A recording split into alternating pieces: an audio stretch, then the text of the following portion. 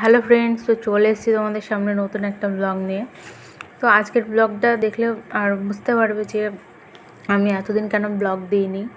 কারণ এই আমার ফোনে অনেকগুলো ব্লগ মানে ভিডিও করা হয়েছে, কিন্তু আমি সেগুলো এডিট করতে পারছি না। আর আমার শরীরটা হঠাৎ করে অসুস্থ হয়ে পড়েছে, সেই জন্য আমি তোমাদেরকে কোনো ব্লগ দিতে পারছি না। তো এর ব্লগগুলো আমার শরীর খারাপের আগের ব্লগ, তাই তোমাদের দিচ্ছি।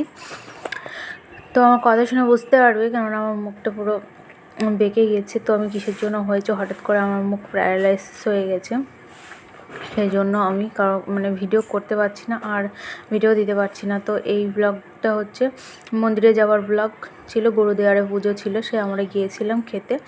তো সেখানে দুপুরবেলাতে খাওয়া দাওয়া করে এসে তারপরের দিন তারপরের দিন শুভ নববর্ষ ছিল, পয়লা বৈশাখ।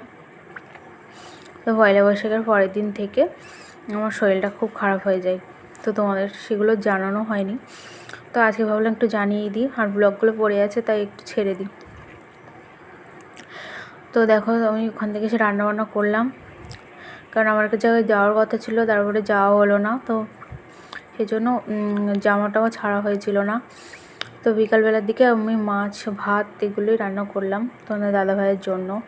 দিনটা খুব ভালোই ছিল, 2 দিন তো ভালোই কাটছিল। তোমার দাদাভাই বর্ডার থেকে ফিরে আসলো, দুজনা ভালোই কাটছিল সময়টা। এটা ওটা করে এই মন্দিরে পুজো দেওয়া, তারপরে নীল পুজো করলাম, তোমরা সেই ভিডিওটা দেখলে। নববর্ষের দিন পুজো দিলাম, সেটাও। তো বন্ধুরা, আমি কিছুদিন ব্লগ আমি হয়তো দিতে পারবো না। তো তোমরা ভালো থেকো, সুস্থ থেকো। তো চলো, টাটা, বাই বাই।